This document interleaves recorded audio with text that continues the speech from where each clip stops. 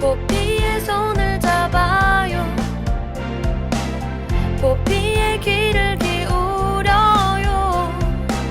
마음을 열고 포피와 친구 되면 당신의 눈이 되어 세상을 보여드려요.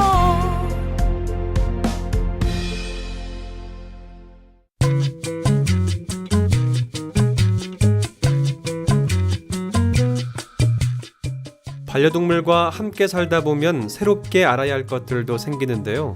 사람이 먹는 음식을 무심코 반려동물에게 주는 경우도 있는데 사람에겐 괜찮지만 반려동물에겐 해가 될 수도 있습니다. 눈물나게 매우면서도 달달한 맛있는 양파. 하지만 강아지나 고양이는 양파 속 알릴프로필 다이설파이드라는 성분을 분해하지 못합니다. 이 성분은 사람에게는 건강을 증진시켜주지만 반려동물은 이 성분을 이기지 못해 적혈구가 파괴되고 빈혈이 생길 수 있다고 하니까요. 주의하셔야 합니다. 그리고 초콜릿과 커피 차에는 카페인과 테오브로민이라는 성분이 들어있는데요. 우선 용어도 좀 생소한 이 성분을 반려동물이 섭취할 경우에는 빈맥을 일으키고 중추신경계에 자극해서 침흘림이나 떨림, 경련, 흥분 등을 일으킬 수도 있습니다. 뿐만 아니라 구토와 설사를 일으키기도 하기 때문에 절대로 주시면 안 됩니다. 고소한 우유, 간혹 주변에 우유 마시면 설사한다는 분 있죠? 이런 분들은 유당 분해 효소를 가지고 있지 않기 때문에 설사를 하게 되는 건데요. 반려동물도 유당 분해 효소가 없다고 해요. 반려동물에게는 일반 우유보다는 유당이 분해된 반려동물 전용 우유를 주시는 게 좋습니다. 사랑스러운 반려동물과 함께 살아가기 위한 배려 꼭 필요할 것 같습니다. 7월 13일 수요일 내 손을 잡아요. 지금 출발합니다.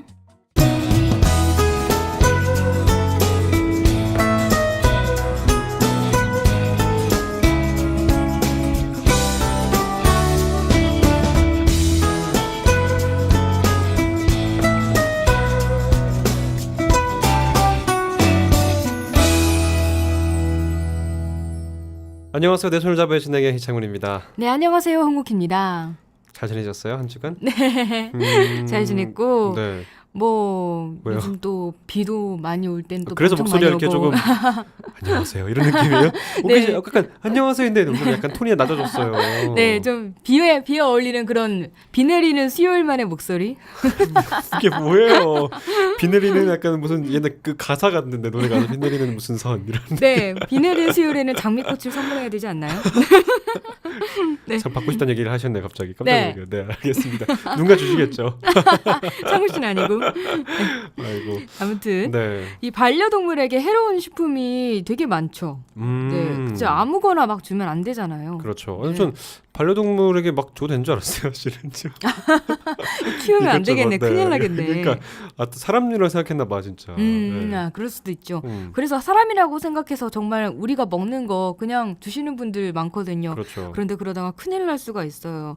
이 포도도 강아지한테는 해로울 수가 있대요. 그러니까요. 이 강아지가 포도를 먹으면 급성 신부전을 일으킬 수가 있어서 위험하다고 합니다. 네. 물론 뭐 포도 한두 알 먹었다고 바로 막 급성 신부전 걸려가지고 병원 가야 되고 이런 네. 일이 생기는 건 아니지만 그렇다고 잘 받아 먹는다고 해서 엄청 막 주면은 안 된대요. 그 또 있어요. 생닭 알죠? 생닭. 닭의 위험성도 크다는 거 여러분 아시는지 모르겠어요. 닭뼈 있잖아요. 이 닭뼈가 식도에 굉장히 잘 걸리기도 하지만 또 공기가 들어 있어서 부서지는 형태가 그 날카롭대요. 그래서 이게 반려동물의 위장에 상처를 또 주기도 한다고 하네요. 되게 아플 것 같아요. 뼈 때문에 되게 뼈가 아프겠다. 긁히면 정말 아플 것 그러니까요. 같고. 예, 네. 예.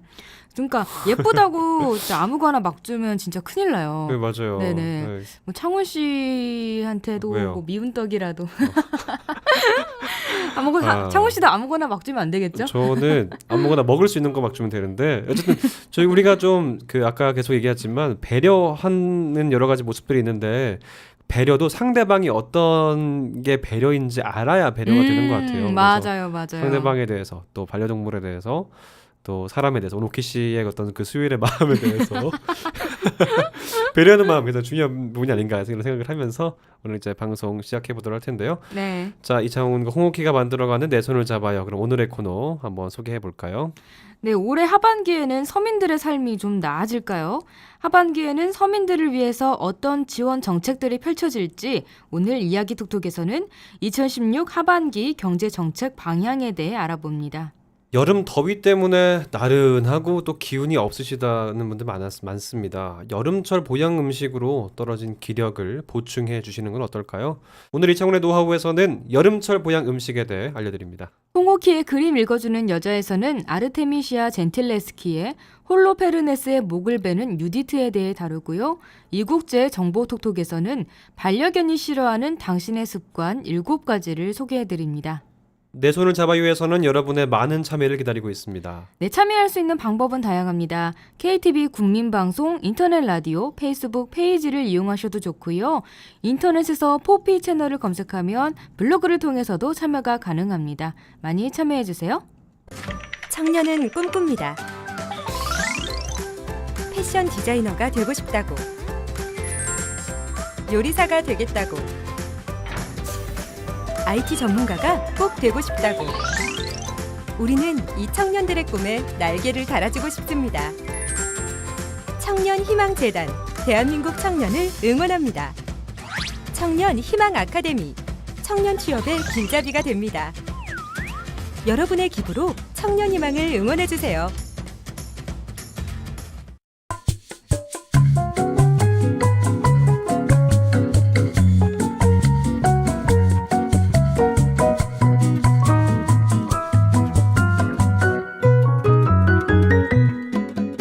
네, 지난 시간까지 2016년 하반기에 달라지는 것들에 대해 다양한 분야에서 살펴봤는데요.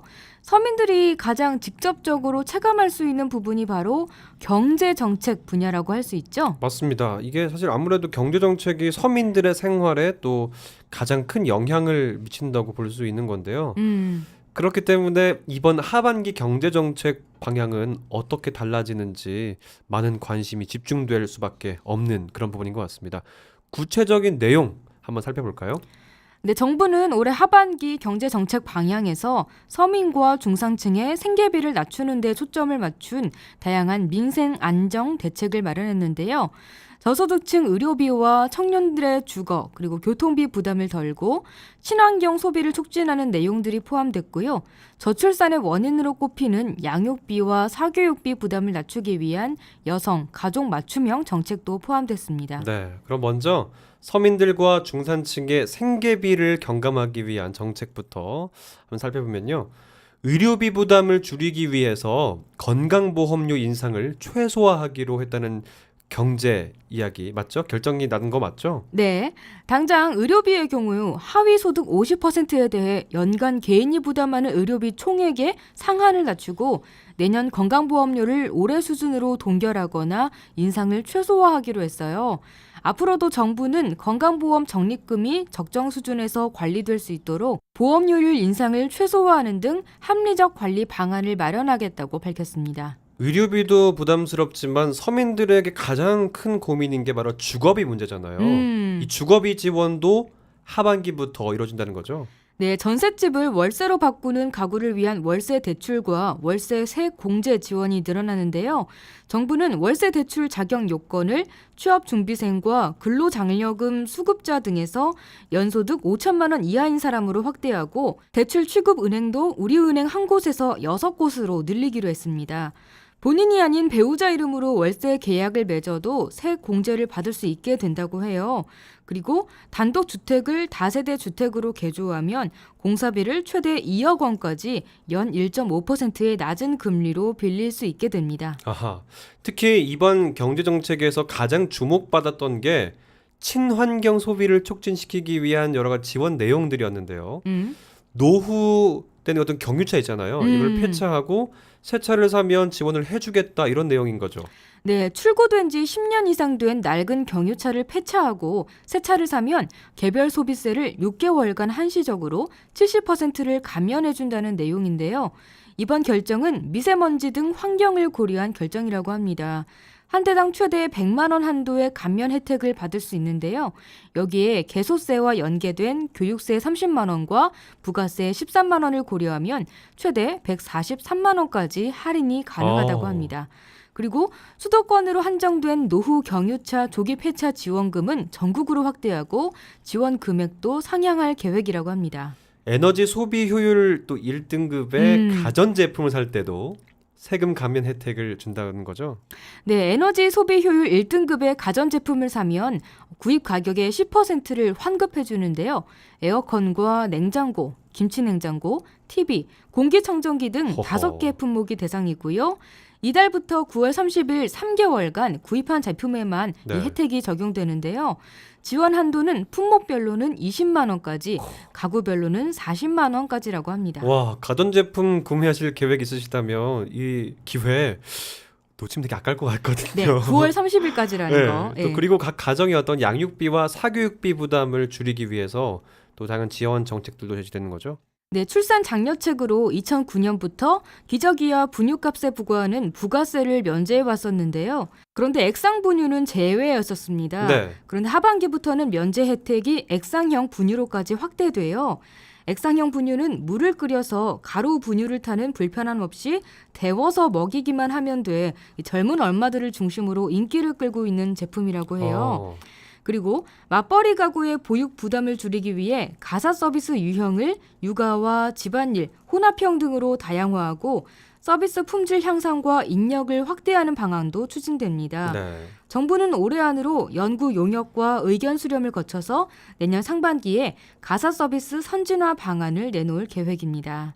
또 방과 후 학교 프로그램에 피아노나 태권도 등 예술, 체육 활동도 늘릴 계획이라고 합니다. 아이 연령대에 따라 받을 수 있는 또 혜택들이 달라지게 되는 거잖아요. 네. 자, 그렇다면 청년들 또 사회 초년생들을 위한 또 지원은 어떻게 이루어지나요? 네, 청년들과 사회 초년생들의 경우에는 아무래도 이 교통비와 통신비의 부담이 크잖아요. 그럼요. 네, 그래서 이 교통비 경감을 위해서 KTX에 대한 할인 제도가 달라지는데요. 승차 2일 전까지 표를 예매하면 열차별 승차율에 따라 5%에서 15%를 깎아주던 KTX 365 할인의 폭이 10%에서 30%로 커지고요. 야. 취업 준비생과 사회 초년생이 대부분인 만 25세에서 33세 청년에 적용되는 힘내라 청춘의 할인폭도 10%에서 30%에서 10%에서 40%로 넓어집니다. 그리고 통신비 경감을 위해 알뜰폰의 이용료 부담도 내려가는데요. 알뜰폰 업체가 부담하는 전파 사용료 면제 기간이 1년 연장되고 알뜰폰 업체가 통신사에 내는 망 사용료인 도매 대가는 음성 11%, 데이터 13% 이상 내려가게 되면 실제 이용자의 부담 경감으로 이어질 것으로 예상되고 있습니다. 참 좋은 혜택들이 계속 이어지는 것 같고요. 네. 코리아 블랙 프라이데이와 또 그랜드 세일이 올해도 열린다는 반가운 소식 들리네요. 네, 소비 심리 회복을 위해 올 하반기에도 작년 연말 시행한 코리아 블랙 프라이데이와 그랜드 세일 등 대규모 할인 행사를 다시 이어올 계획인데요. 오는 9월 29일부터 10월 31일까지 약 한 달간 코리아 블랙 프라이데이와 그랜드 세일을 연계하고 다양한 즐길 거리를 제공해서 범국민 쇼핑 관광 축제를 열기로 했습니다. 이를 위해 유통업계와 제조업계, 문화계가 모두 참여하는 민관 합동 추진위원회를 구성하고 행사 내실화에 집중할 계획이라고 해요.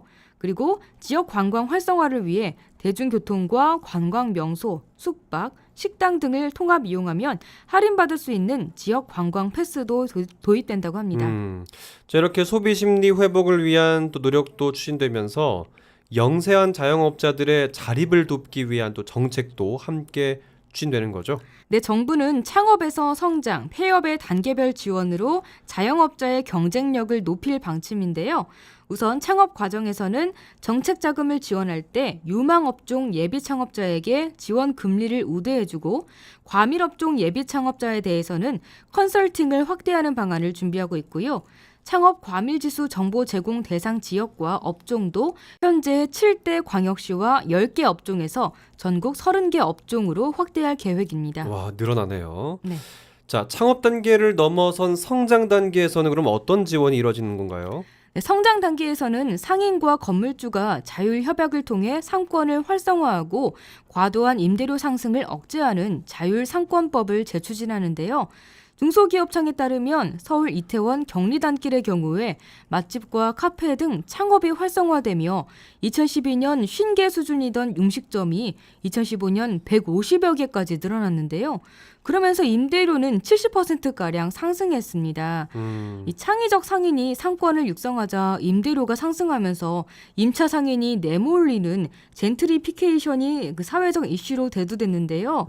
자율상권법은 핵심 상권의 삼가 임대료 상승 억제를 통해 영업권을 보장하기 위한 법입니다.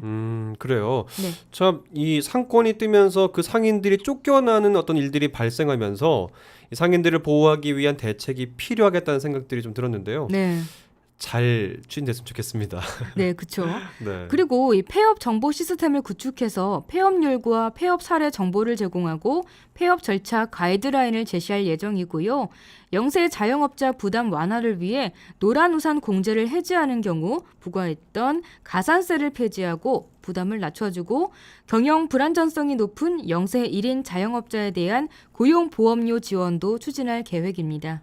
이렇게 다양한 지원 정책들이 추진할 또 예산 중요하잖아요. 이 예산은 어떻게 마련될 계획인지 궁금합니다. 네, 정부는 구조조정과 일자리 창출을 위해 추가 경정 예산 10조 원을 포함해서 전체 20조 원 이상의 추가 재정 지출을 하반기에 하기로 했는데요. 추경은 나랏빚이 늘지 않도록 국채 발행 없이 지난해 세계 잉여금 1조 2천억 원과 올해 초과 세수를 활용하기로 했습니다. 그리고 각종 기금과 공기업, 정책, 금융 등을 통해서도 10조 원 이상의 재원이 추가로 마련된다고 하고요. 정부는 재정 보강을 전제로 올해 경제 성장률 전망치를 당초 3.1%에서 2.8%로 하향 조정했습니다. 네, 올 하반기 여전히 경제 상황을 좀 불확실하게 만드는 여러 요인들이 있는데요. 점차 사실 부진에서 좀 벗어나고 있으니까요. 이번 계획을 통해서 또 많은 활력과 또 활기가 생겼으면 하는 바람들 가져보게 되고요. 좀 더 희망을 가질 대한민국의 2016년 하반기가 되길 기대해 봅니다. 내 손을 잡아요에서는 여러분의 많은 참여를 기다리고 있습니다. 알고 싶은 정보가 있다, 방송에 참여해보고 싶다, 함께 나누고 싶은 사연이 있다, 모두 좋습니다. 페이스북에서 KTV 국민방송 인터넷 라디오를 검색하면 저희 페이지가 나오는데요. 주저하지 마시고 저희에게 메시지 보내주세요. 그리고 인터넷에서 포피 채널을 검색하면 블로그를 통해서도 참여가 가능합니다.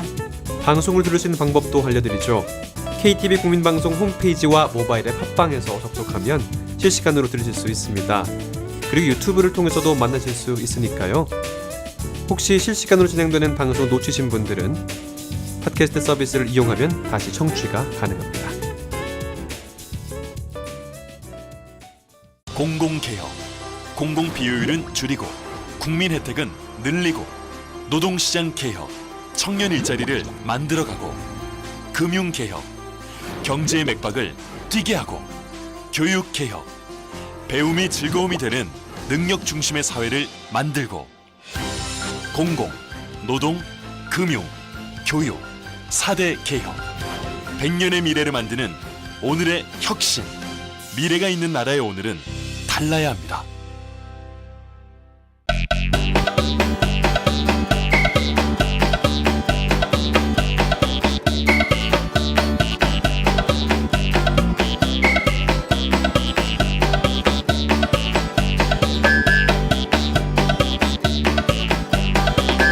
여러분은 지금 KTV 포피 채널 내 손을 잡아요를 듣고 계십니다. 네, 이번 시간은 이창훈의 노하우입니다. 네, 제가 오프닝 때 목소리가 약간 좀 차분하지 않았나요? 너무 그랬죠? 차분한 게 아니라 기력이 없네요 오늘. 차분했잖아요. 지난주에 우리가 그거 얘기했잖아요. 굉장히 뭐 잠 못 자는 사람 잠 못 잤어요? 그거 했었는데. 그런가? 나 잠을 못 이뤘나? 좀 뭔가 되게 피곤하고 오늘 좀 무기력한 것 같아요. 그런 게 좀 있는 것 같은데 네. 혹시 뭐 기력이 떨어진 거 아니에요? 그런가? 뭔지 잘 모르겠어요. 기력이 떨어질 때는 있잖아요. 네. 오늘 잘 됐네 오늘 방송이. 오늘 보양 음식으로 어떤 기운을 북돋을 수 있을 것 같습니다. 네, 그러고 보니까 삼복더위의 시작인 초복이 또 얼마 남지 않았죠. 그럼요. 네. 올해 초복이 7월 17일 제헌절이네요. 음. 네, 그때가 초복입니다. 초복을 앞둔 요즘 또 원기를 회복하기 위한 보양 음식을 찾는 분들도 굉장히 많으실 텐데 그래서 오늘은 다양한 여름철 보양 음식들 소개해드리겠습니다. 네. 근데 각 나라마다 여름철에 챙겨 먹는 보약 음식들이 또 있대요. 그렇죠. 많습니다. 세계 곳곳에도 날씨가 더워지면 또 생각나는 그런 음식들이 있다고 하는데요. 먼저 중국에서는요. 네. 불화에 솥과자를 쓰는 워궈 워궈가 여름철 별미라고 합니다. 진짜 성조 그거 맞아요? 이 허궈는 매운 음식으로 유명한 중국 사천 지역의 대표 음식입니다. 중국 사천의 중경이란 도시는 여름 평균 기온이 말하기 싫다. 38도를 웃돌아서 오. 중국 3대 화로라고 불릴 네, 정도입니다. 진짜. 네. 그래서 또 습하고 무더운 날씨를 이기기 위해서 이 허궈를 먹으면서 이열치열 작전을 쓴다고 합니다. 여기는 계란이 진짜 그냥 있겠네요. 후라이가 그냥 되겠는데요. 맞아. 네. 그리고 우리나라도 이열치열 이거 있잖아요. 네. 되게 우리나라랑 문화가 비슷하네요. 그렇죠. 네네. 네. 그러면 우리나라와 또 가까운 또 다른 나라, 일본에서는 어떤 보양 음식을 먹죠? 일본이요? 네. 일본은 장어를 아, 대표적인 보양식으로 이제 꼽는데요. 네네. 흔히 장어덮밥인 알죠? 우나동. 이게 이제 보양을 위한 가정식으로 즐기는데 장어를 양념해서 구운 후에 충분히 졸여서 만드는 음식입니다. 흰 밥 위에 구운 장어를 올리고 또 파, 또 락교, 또 초생강, 단무지 등을 이렇게 곁들여 먹는다고 합니다. 장어는 불포화 지방산이 풍부해서 혈액순환에 도움을 그냥 주는데 일본에서는 장어의 이런 효능으로 또 떨어진 그 기력들을 보충해 준다고 하는군요. 왜 운하동은 화거처럼 안 해요? 운하동은 어떻게 발음하는 거예요? 우나동. 네, 알겠습니다. 또 의외인 게 프랑스에서 여름에 먹는 음식들이 우리나라 그 음식과 굉장히 비슷한 것들이 많다고 하더라고요. 네네네. 프랑스 여름 별미로 바로 코코뱅이라는 음식이 있는데요. 네. 코코뱅이 포도주 안에 스탈기라는 뜻이라고도 합니다. 우리나라에서 삼계탕을 먹듯이 이 프랑스도 닭 요리를 그렇게 많이 먹는데 그 중에 또 하나가 이 코코뱅이라고 하는데요. 육질을 부드럽게 하기 위해서 와인을 넣고요. 오랫동안 끓인 데서 이제 유래했다고 합니다. 프랑스의 또 다른 여름 음식으로 포토베. 이 소고기를 푹 구워 끓인 어떤 국물 음식이라고 하는 점에서 네. 우리의 설렁탕과 좀 비슷한 음식이라고 아. 합니다. 왜 웃겨요, 포토페? 되게 잘하시네요. 포토페는 소고기 외에도 그 당근이나 양파, 토마토, 감자 등의 채소도 들어가는데 고기와 각종 채소가 더해져서 영양에도 균형도 맞고요. 또 오래도 고아낸 것이다 보니까 소화도 잘 되는 보양식이라고 합니다. 네. 코코페. 앞으로 또 몇 개 국어나 더 하실지 더 궁금해지는데 이렇게 세계 곳곳에서도 우리와 비슷한 음식을 여름에 기온을 북돋아주기 위해서 챙겨 먹는다라는 게 되게 신기한 것 같아요. 신기하죠. 네. 네. 그러면 이제 좀 우리와는 조금 다른 그런 보양식을 먹는 나라도 소개해 주시면 좋을 것 같아요. 자, 그렇다면 묵직한 보양식 대신에 좀 가볍고 상큼한 보양식은 어떤지 궁금하시죠? 네. 페루의 대표적인 음식 세비체는요. 세비체. 이렇게 하지 않을까요? 세비체. 코코페 세비체. 세비체는 깔끔하게 샐러드처럼 이제 즐기는 보양 음식입니다. 세비체는 흰살 생선을 얇게 이제 썰고요. 살짝 익힌 새우 등을 이제 각종 해산물과 야채를 소스에 버무린 샐러드 같은 그런 음식이라고 합니다. 간단히 이제 회 샐러드라고 생각을 하면 네. 굉장히 좀 이해하기 쉬울 것 같아요. 자, 보통 양념으로 레몬즙과 또 라임즙 등 또 새콤한 과실즙에 고추나 고수, 민트 등의 허브를 계속해서 넣어 쓰는데요. 새콤한 소스의 맛과 아삭한 야채, 또 싱싱한 해산물이 어우러져서 부담 없이 즐길 수 있는 음식입니다. 네. 그리고 또 아무래도 여름이면 시원한 음식이 많이 찾게 되잖아요. 그렇죠. 예, 스페인도 굉장히 더운 나라죠. 예 그렇죠. 네, 그렇다 보니까 시원하게도 즐기는 냉스프가 발달했습니다. 아, 스프도 차게 먹어요? 그렇대요. 저도 냉스프 먹어보고 싶네요. 네. 스페인의 남부 지역 안달루시아 아시죠? 네. 안달루시아에서는 오래전부터 더위를 피하기 위해서 차가운 토마토 스프를 만들어 먹었다고 하는데 이 가스파초는 집집마다 여름철에 흔히 즐기는 간편 보양식이자 또 가정식으로 자리 잡은 음식이라고 합니다. 이 가스파초는 토마토와 오이, 양파, 피망, 마늘 등 각종 야채를 잘게 썰어 넣거나 또 갈아서 만든 토마토 냉스프입니다. 여기에 식빵을 잘라 구운 크루통을 올려 먹기도 해요. 네네. 이 가스파초가 보양식으로 꼽히는 이유는 토마토의 효능 때문인데요. 리코펜 등 항산화 성분이 풍부한 토마토는 혈액순환을 촉진하고 몸속 활성산소를 제거해서 기력을 회복시켜주는 역할을 한다고 합니다. 자, 더불어 또 새콤달콤한 맛으로 또 여름철에 잃기 쉬운 입맛을 찾아주는 음식들이 있습니다. 네, 이게 바로 이 채소라고 하네요. 네, 그렇군요. 네. 그러면 이렇게 전 세계를 돌아봤는데 네. 우리나라의 보양 음식도 마지막으로 한번 들어보죠. 우리나라 하면 뭐가 떠올라요? 당연히 복나라면 삼계탕이죠. 네. 그렇죠. 삼계탕이 딴게 떠올라가지고. 예. 뭐지? 아니에요. 뭐길래 혼자 예. 웃어요? 뭔데? 예, 삼계탕 떠오르십니다. 저 떠오른다고 합시다. 네. 삼계탕이죠. 예, 삼계탕은 닭이 가진 어떤 영양을 섭취하기에 더없이 좋은 음식이에요. 닭고기는 단백질 함유량이 높고 또 지방이 적어서 소화 흡수가 잘 돼 또 체력 보충에 아주 안승맞춤입니다. 필수 아미노산도 풍부해서 간 기능을 회복하는 데 도움이 되고요. 네. 피로 회복과 혈액 순환에 효과적인 성분도 풍부하게 들어 있습니다. 그리고 닭고기에 들어 있는 트립토판 성분, 이 성분도 수면을 유도하는 작용을 해서 열대야로 잠 못 이루는 오키시 같은 사람들에게도 도움이 된다고 합니다. 네. 여기에 속을 따뜻하게 하고 기운을 돋아주는 인삼과 대추의 약효. 이거 참 말해 뭐예요, 이 삼계탕. 그쵸. 네, 여름을 나는 정말 필요한 각종 영양을 꼼꼼하게 섭취할 수 있는 대표적인 음식입니다. 네. 삼계탕만큼이나 추어탕도 이 보양 음식으로 효능이 뛰어나대요. 저는 추어탕 진짜 좋아하거든요. 진짜 좋아요? 네. 먹으러 가야겠네요. 네. 삼계탕보단 추어탕. 그래요. 알겠습니다. 네. 삼계탕과 함께 보양식으로 사랑받는 음식인 추어탕은 많은 분들 여름보다는 좀 가을에 대표하는 음식으로 좀 알고 있는데 원기 회복에 탁월한 효능 덕에 여름에도 사랑받는 음식입니다. 동의보감에서 미꾸라지는요. 이렇게 써 있대요. 맛이 달고 성질이 따뜻하며 독이 없다. 이렇게 기술돼 있을 정도로 몸을 보호하는 데 탁월한 음식입니다. 특히 추어탕은 미꾸라지가 가진 단백질과 칼슘, 무기질을 모두 섭취할 수 있다고 해요.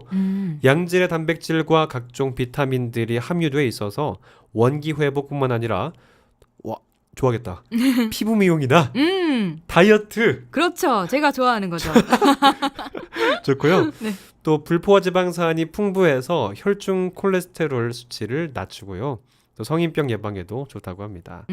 또한 추어탕에 들어있는 칼슘과 비타민 D는 뼈를 튼튼하게 해주는데 성장기 어린이나 골다공증 예방에도 탁월하다고 합니다. 네.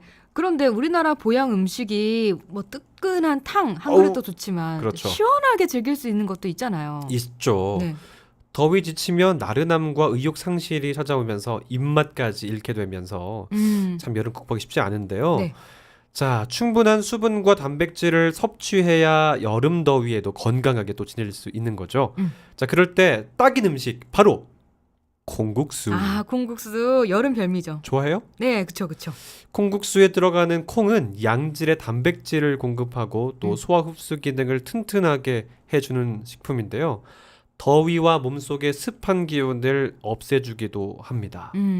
식물성 섬유가 풍부하고 또 콩 속에 있는 사포닌 성분이 비만 체질을 개선하는 효능까지 또 있어서 좋은 다이어트 식품입니다. 네, 이 세계의 여름철 보양 음식과 우리나라의 보양 음식까지 살펴봤는데요. 건강한 보양 음식으로 지치기 쉬운 여름 더위 잘 극복하시길 바랍니다. 내 손을 잡아요에서는 여러분의 많은 참여를 기다리고 있습니다. 알고 싶은 정보가 있다, 방송에 참여해보고 싶다, 함께 나누고 싶은 사연이 있다. 모두 좋습니다. 페이스북에서 KTV 국민방송 인터넷 라디오를 검색하면 저희 페이지가 나오는데요. 주저하지 마시고 저희에게 메시지 보내주세요. 그리고 인터넷에서 포피 채널을 검색하면 블로그를 통해서도 참여가 가능합니다. 방송을 들을 수 있는 방법도 알려드리죠. KTV 국민방송 홈페이지와 모바일 앱 팟빵에서 접속하면 실시간으로 들으실 수 있습니다. 그리고 유튜브를 통해서도 만나실 수 있으니까요. 혹시 실시간으로 진행되는 방송 놓치신 분들은 팟캐스트 서비스를 이용하면 다시 청취가 가능합니다.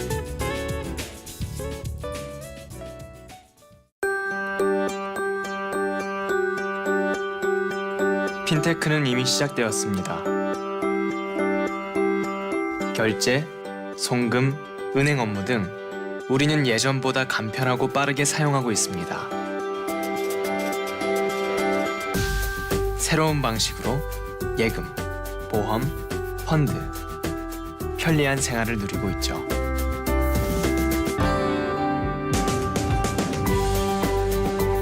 핀테크, 이제 생활입니다. 금융개혁은 이미 시작되었습니다.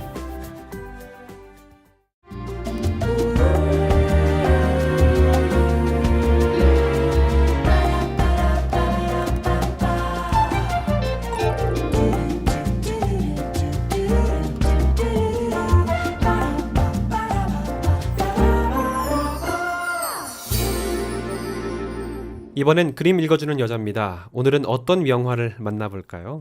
네, 오늘 살펴볼 작품은 아르테미시아 젠틸레스키의 홀로펠르네스의 목을 베는 유디트입니다. 네, 오늘은 서양 미술사 최초로 성공한 여성 화가이자 바로크 시대 화가, 또 강인한 여성상을 주로 그린 화가였던 아르테미시아 젠틸레스키를 소개할게요. 그 지난주 저희가 했던 멕시코 여성 화가 기억나요? 프리다 칼로. 그쵸. 네, 그 미술사의 여성 화가가 드문데 2주 연속으로 또 우리 또 여성 화가들을 만나게 되는 거네요. 반갑네요 또. 그쵸. 네. 오늘은 이탈리아 화가예요. 그런데 이 화가도 프리다 칼로처럼 어떤 큰 사건, 큰 트라우마를 겪고 그 일이 예술 세계에 큰 영향을 미쳤던 그런 여자입니다. 약간 드라마틱한 뭔가 있네요. 예. 네. 어떤 트라우마인지 궁금하긴 하네요. 근데 이 화가 삶에 대한 이야기 먼저 한번 나눠볼까요? 그럼요. 네, 그녀는 로마에서 태어났는데요. 홀아버지 밑에서 자랐어요. 홀아버지요? 네. 그의 아버지는 오라치오 젠틸레스키로 그 역시 화가였습니다.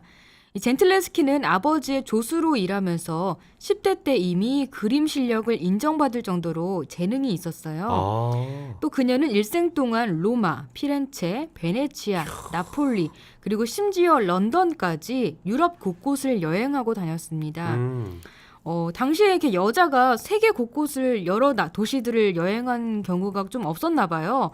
이렇게 뭔가 남성과 동등하게 화가로서 생활하고 또 여행까지 다닌 당시로서는 굉장히 드문 여성이었다고 합니다. 아버지도 이제 평등하게 교육하자 뭐 이런 그런 게 있었나 보다. 가정의 방침, 철학 이런 게 있었나 본데요. 네, 뭐 젠틸레스키는 여자였기 때문에 처음에는 그림 교육을 시키지 않았어요. 아, 그래요? 네, 대신에 그녀는 남자 형제들이 그림을 배우는 걸 옆에서 곁눈질로 눈치껏 배웠어요. 대박이네. 천재네 진짜. 네, 그런 거죠. 진짜 재능 있는 화가는 바로 옆에 있었던 거죠. 그렇네. 아들들보다는.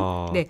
그래서 이 젠틸레스키의 재능을 알아본 아버지가 자신의 동료 화가에게 부탁해서 젠틸레스키에게 그림을 가르쳐달라고 했어요. 그런데 이 일이 젠틸레스키 일생을 바꿔놓는 큰 사건으로 변합니다. 뭐예요? 어떤 일이에요? 네. 젠틸레스키의 아버지는 동료 화가였던 아고스티노 타시에게 딸의 그림 교육을 부탁했는데요. 네. 그런데 이 남자가 17살이었던 젠틸레스키를 강간한 거예요. 네. 하지마. 네. 진짜 트라우마가 생길 만하죠. 아니, 네. 그림을 안 가르치고 딴 걸 가르쳐. 그러니까 말이에요. 범죄를 왜 알려줘? 진짜 나쁘네. 네, 17살밖에 안 된 소녀를. 심하네. 네. 타시는 그녀를 강간한 후에 또 결혼을 하자고 했어요. 그런데 젠틸레스키는 이 일로 당연히 큰 충격과 상처를 받았습니다. 그리고 젠틸레스키의 아버지는 타시를 강간범으로 고소했어요.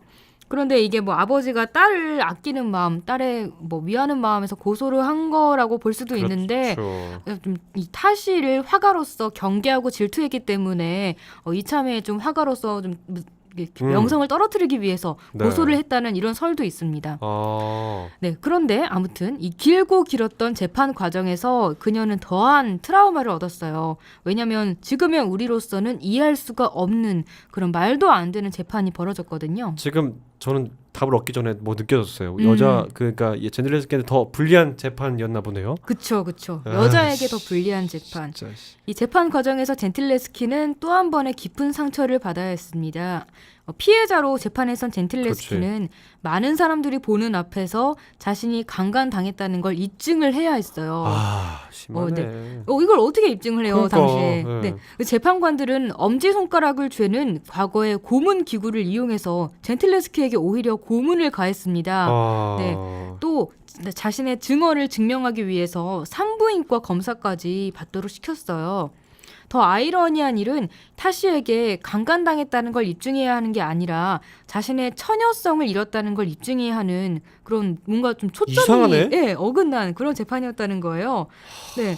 1600년대에서 강간당한 여성을 위한 재판은 이런 식이었다고 해요. 그러니까 지금 얘기를 들어보면 가해자를 처벌하기 위한 재판이 아니고 오히려 피해자를 더 괴롭히는, 그러니까 그쵸. 더 피해자가 가해자처럼 되는 말도 안 되는. 그렇죠, 그렇죠. 그 당시는 DNA 검사 이런 건 없었잖아요. 음. 강간죄를 입증을 어떻게 그렇죠. 하는 거죠? 참 되게 피해자한테 굉장히 고통받았을 그런 네. 열받네 남자인데도. 그러니까 그냥 숨길 수밖에 없는 거죠. 와, 당시에 뭐 진짜. 이런 강간이라고 하면은 여자가 뭔가 그렇죠. 했겠지, 뭔가를 했겠지라고 이런 식으로 생각하는 게 더 그때는 더 심했대요. 진짜 이해할 수 없습니다. 네, 그래서 이 젠틀레스키는 강간도 강간이지만 이 재판 과정에서 육체적이고 정신적인 고통을 더 심하게 느꼈습니다. 결국에 죄는 입증되지 못했고 다시는 8개월간의 짧은 감옥살이만 하고 풀려났습니다. 젠틀레스키는 이 일로 평생 지울 수 없는 상처가 남았고요. 이 일이 그녀의 작품 세계에 큰 영향을 미치게 됩니다. 자, 그럼 이제 젠틀레스키의 작품에 대한 이야기 해볼까요? 네, 이 젠틀레스키는 이 재판 후에 스티아 테시라는 남자를 만나서 결혼을 하고요. 피렌체에서 와. 본격적인 화가의 길을 걷습니다. 아니 근데 진짜 남자가 그걸 이해해주고 결혼하고 참 이제 쉽지 네, 않았을 그쵸, 텐데 그쵸. 대단하네요. 어쨌든. 네네, 이 남자도 대단한 것 같아요. 네. 좋은 남자를 만난 거죠, 그러니까, 이후에. 네. 여기서 이 피렌체의 가장 유력한 시민 가문이자 실질적인 피렌체 통치자였던 메디치 가문의 후원을 얻어서 네. 이 화가로서 큰 명성을 얻었고 부도 쌓았어요. 부. 네. 이 젠틀레스키는 자신에게 그림을 주문한 고객에게 이런 말을 했다고 합니다. 여자가 무엇을 할 수 있는지 보여주겠다. 이 여인의 영혼에서 당신은 카이사르의 정신을 발견하게 될 것이다. 굳건한 정신이 느껴지는 어떤 그런 대단한 깜짝 놀라는 말이 많네요. 그쵸. 네, 용기를 이 주고. 강간을 당한 후에 진짜 뭔가 인생이 확 변한 거죠. 그렇죠. 생각도 삶의 변하고 태도나 관념도 가치가. 변하고 네. 나는 강한 여자가 될 거야라고 이렇게 다짐을 하게 된 계기였던 것 그렇네. 같아요. 그럴 수밖에 네. 없죠. 상황도 그렇고. 네. 이 카이사르가 영어로는 시저라고 불리는 네. 로마 제국 시대의 유명한 정치가이자 장군입니다. 그렇죠. 네, 주사위는 던져졌다. 그리고 왔노라, 보았노라, 이겼노라 이런 유명한 말을 남긴 사람이죠. 이런 사람과 자신을 비유했으니까 그만큼 젠틀레스키에게는 어떤 투지 그런 게 있었던 것 같아요. 물론 그녀가 이렇게 강인해지게 된 데는 강간 사건의 영향이 있었고요. 이 당시 몇 안 되는 여성 화가들은 정물화 아니면 초상화처럼 얌전한 그림을 그리는 게 대부분이었어요. 그런데 젠틀레스키는 남성 화가의 영역이었던 엄숙하고 장엄한 역사화나 종교화를 그렸습니다. 그것도 여자가 주인공이면서 강인한 여성상을 보여주는 내용을 그렸어요. 그녀가 그린 대표작이 지난번에 소개했던 목욕하는 수산나 이야기가 있고요. 그 또 다른 하나가 오늘의 그림인 홀로페르네스의 목을 베는 유디트입니다. 제목도 꽤 살벌하네. 목을 벤다고 하니까. 그렇죠. 뭔가 강인한 여자상이 느껴지죠. 근데 이거 성서 이야기인데. 그렇죠. 네. 이거 굉장히 저 아는 내용 같아요. 네. 네. 그 소개해 주세요. 어떤 거지? 네, 네. 창훈 씨가 성경 공부 좀 하시는 것 같아서 알고 계실 것 같았어요. 네. 네. 먼저 이 유디트는 이스라엘을 구한 여자입니다. 어떤 여자인지 자세히 얘기해 드릴게요. 네. 구약 성서에 나오는 이스라엘 여인인데요. 일찍이 남편을 여인 미망인이었어요. 그렇죠. 네. 그런데 이스라엘에 아시리아가 침략하면서 이 나라가 위기에 빠집니다. 유디트는요, 하인 한 명만 데리고 혈혈단신으로 적진에 들어가서 아시리아의 장군 홀로페르네스를 만납니다. 유디트는 홀로페르네스에게 이스라엘을 정복할 수 있는 정보를 알려주겠다면서 거짓 정보를 흘리고 홀로페르네스의 신임을 사요. 미인계. 네, 그런 거죠. 이 홀로페르네스는 사적으로도 유디트에게 호감을 보이면서 유디트를 가까이에 두고 술에 거나하게 취합니다. 이렇게 뭔가 홀로페르네스가 술에 취해서 정신이 없는 그런 잠든 틈을 타서 이때를 놓치지 않고 유디트는 홀로페르네스의 검을 빼들어서 그의 목을 베어버리고 항아리에 그 머리를 담아서 몰래 이스라엘로 돌아옵니다. 와, 도끼가 있다 진짜. 네, 대단하죠? 네. 이 장군을 잃은 아시리아는 항복하고 후퇴할 수밖에 없었어요. 이렇게 용기 있게 혼자 가서 적장의 머리를 가져온 유디트는 이스라엘을 구한 숭고한 여인으로 이렇게 성경에 나오고 있습니다. 그렇죠. 자, 이 이야기를 그러면 젠틀레스키는 어떻게 얘기를 했을까요? 네, 이 주제는 다른 화가들도 많이 그린 이야기예요. 이 각자 저마다의 해석에 따라 유디트를 달리 그렸는데요.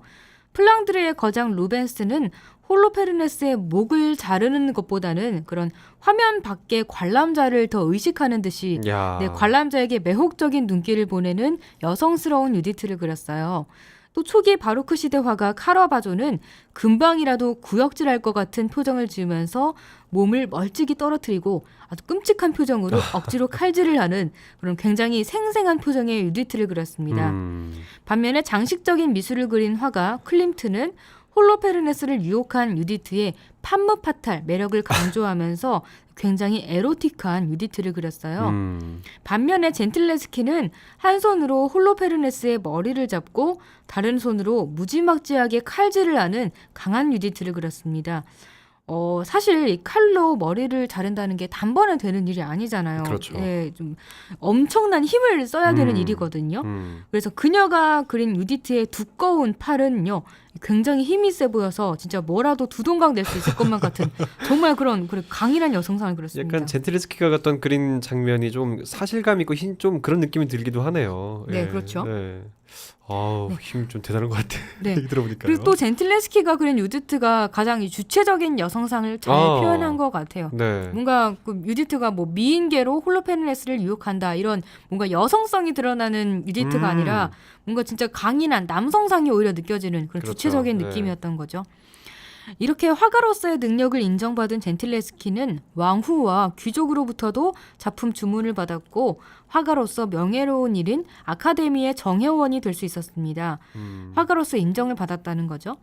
이렇게 성공한 젠틀레스키가 언제 어디서 죽었는지는 기록이 자세하게 없어서 알 수가 없었어요. 네. 이 여성 화가를 사람들은 서서히 잊어갔습니다. 그런데 후대에 페미니스트들에 의해서 그녀의 가치가 재평가됩니다. 이 젠틀레스키가 페미니스트였던 건 아니지만 그의 작품이 주체적인 여성상을 그렸기 때문이에요. 네. 알겠습니다. 와, 지금 되게 궁금해져요, 더. 음. 자, 그렇다면 이제 본격적으로 젠틀레스키가 그린 홀로페르네스의 목을 베는 유디트 작품 살펴볼까요? 젠틀레스키는 서양 미술사 최초의 성공한 여성 화가입니다. 화가였던 아버지 오라치오 젠틀레스키의 재능을 물려받은 그녀는 바로크 시대 거장 카라바조의 영향을 받아 빛과 어둠의 대비가 극단적으로 드러나는 작품을 그렸습니다. 그런데 그녀에게는 17살 때 겪은 심한 트라우마가 있었습니다. 스승이었던 아고스티노 타시에게 강간을 당한 것입니다. 당시 강간 사건은 여자에게 책임을 씌우는 경우가 많았습니다. 젠틀레스키 역시 재판 과정에서 자신의 순결을 입증하기 위해 산부인과 검사를 받고 고문까지 당해야 했습니다. 결국 강간의 증거 불충분으로 타시는 8개월의 짧은 감옥살이 끝에 풀려났고 오히려 젠틀레스키가 육체적, 정신적 고통을 심하게 느껴야 했습니다. 이 트라우마는 이후 젠틀레스키의 작품 세계에 큰 영향을 미칩니다. 젠틀레스키의 가장 잘 알려진 작품 중 하나이며 그녀의 작품 세계를 잘 알 수 있는 그림이 홀로페르네스의 목을 베는 유디트입니다. 유디트는 구약 성서에 나오는 여인으로 아름다운 미망인이자 아시리아로부터 이스라엘을 구한 영웅입니다. 홀로 적진에 들어선 유디트는 아시리아의 장군 홀로페르네스를 유혹하고 그가 술에 취해 잠든 틈을 타 목을 베어버립니다. 아름다운 여인이 적장의 목을 베어버린다는 이 흥미로운 이야기는 많은 화가들이 즐겨 그리는 그림 소재가 됐습니다. 티치아노는 유디트를 홀로페르네스를 부드러운 눈길로 내려다보는 순결하고 성스러운 여인으로 묘사했습니다. 카라바조는 홀로페르네스로부터 몸을 멀찍이 떨어뜨리고 표정을 잔뜩 찌푸리며 억지로 머리를 베는 유디트의 감정을 강조해 그렸습니다. 클림트는 적장을 유혹한 판무파탈 여인 유디트를 강조하기 위해 굉장히 에로틱한 여성을 그렸습니다. 반면 젠틀레스키는 적장을 베는 강인한 유디트를 그려 주체적인 여성상을 표현했습니다. 하녀의 도움을 받아 홀로페르네스의 얼굴을 붙잡고 굵은 팔로 있는 힘껏 칼을 쓰는 유디트의 얼굴에서는 일말의 자비도 보이지 않습니다. 침대 시트에 넘쳐 흐르는 피는 끔찍한 장면을 생생하게 표현하고 있습니다. 젠틀레스키는 이 작품으로 폭력에 대한 트라우마를 재현했습니다. 유디트를 통해 자신에게 상처를 준 세상 남자들에 대한 적개심을 가장 잔인하게 드러낸 것입니다. 젠틀레스키는 이처럼 신화나 성경에 등장하는 강인한 여성을 주제로 여성 화가로서는 드물게 역사화, 종교화를 그렸습니다. 그녀가 그린 자화상을 보면 그림 그리기에 열중한 자신의 모습을 통해 성공한 여성 화가로서의 자의식과 자부심, 그리고 상처받았던 트라우마를 극복한 강한 여성 화가로서의 모습이 드러납니다. 그러나 그녀의 성공은 그녀 사후에 금방 잊혀졌습니다. 후대의 페미니스트들이 그녀를 다시 발견했고 지금은 주체적인 여성 화가로서의 가치를 재평가받고 있습니다. 상처를 어떻게 극복하느냐도 정말 중요한 문제입니다. 그러니까 그런 의미에서 보면 이 젠틀레스키에게 그림이 없었다면 과연 아마 그녀 인생이 더 끔찍하지 않았을까? 또 굉장히 삶의 마감하는 과정이 굉장히 힘들지 않았을까? 그런 생각들이 듭니다. 네, 그렇죠. 이 재판도 그녀의 억울함을 풀어주지 못했는데 오히려 그림이라는 재능이 그녀 인생의 가장 큰 구원이 아니었나 싶어요. 네, 그렇습니다. 자, 오늘은 어렸을 때 당한 트라우마로 주체적인 여성, 또 그리고 강인한 여성을 그린 성공한 여성 화가 젠틀레스키의 작품으로 홀로페르네스의 목을 베는 유디트를 살펴봤습니다. 네, 청취자 여러분도 듣고 싶은 작품이 있으시다면 페이스북 KTV 국민방송 인터넷 라디오 페이지나 저희 블로그에 남겨주시면 되니까요. 언제든지 그림 읽어주는 여자의 문을 두드려 주시길 바랍니다.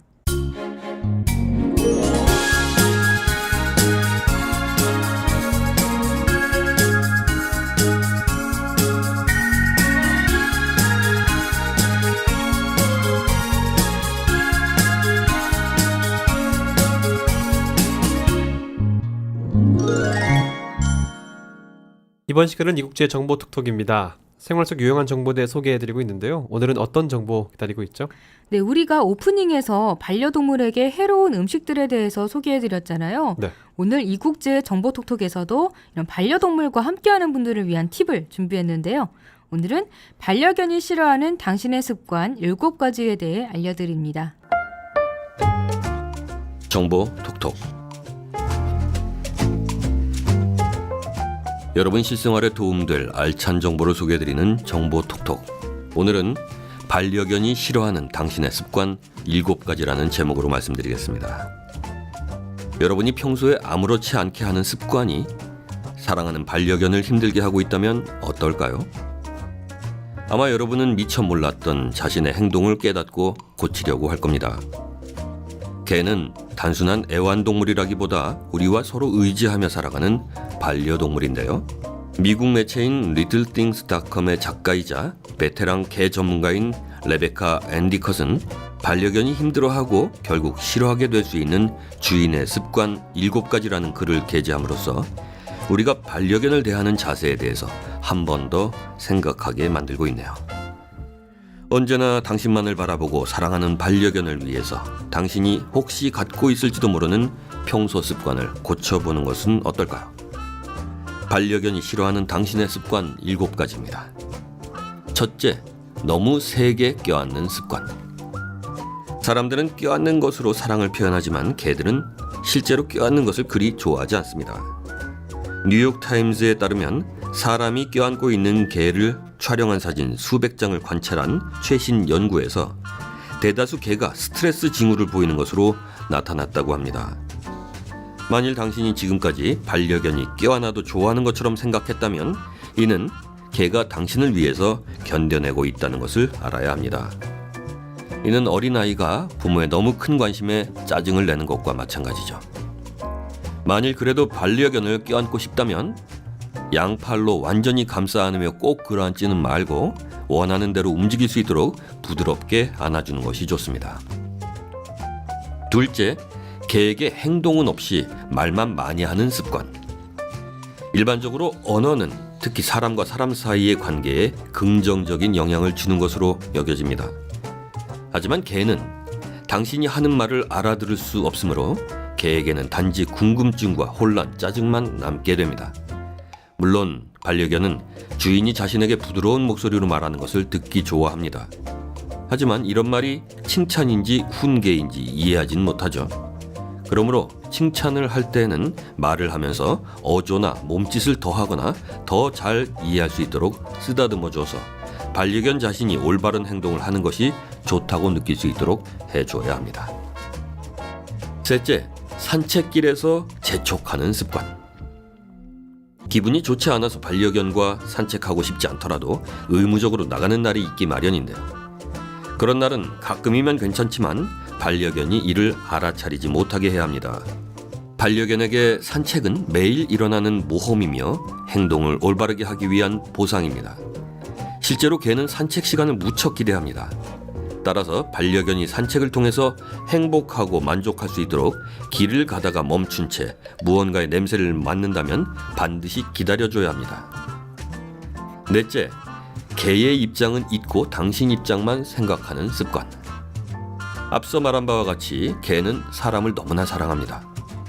당신이 전적으로 자기 일에만 집중해서 시간을 보낸다면 반려견은 외로움과 지루함을 느끼기 시작하고 이는 나쁜 습관을 유발할 수도 있게 됩니다.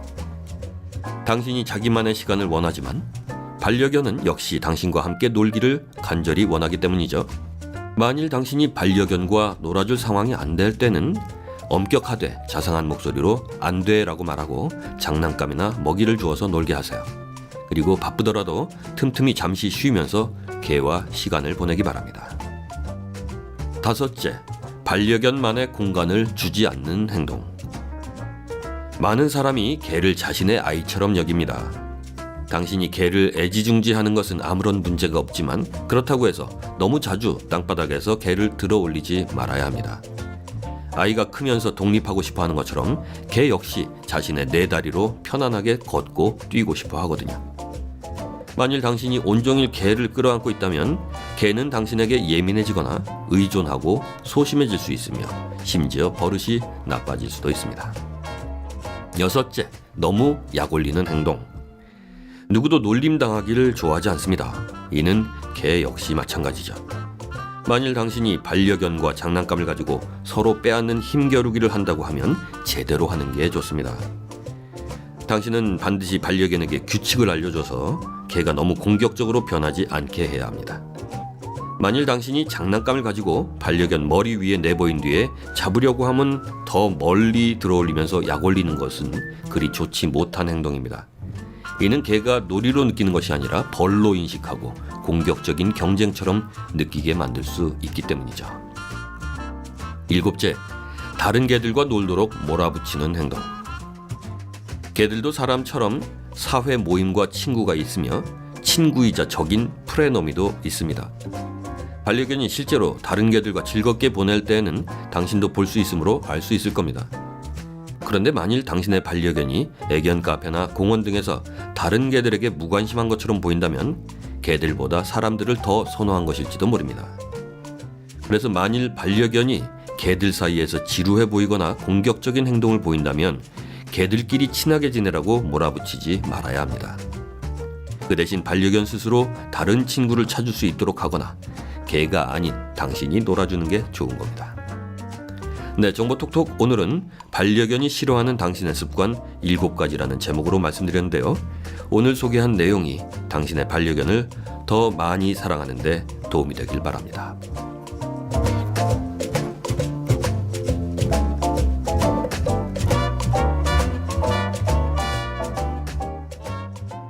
야, 신기하네요. 이런 네. 부분들이 있었는데 하나씩 살펴볼까요? 네. 혹시 제가부터 하나 읽어드릴게요. 첫째, 너무 세게 껴안는 습관.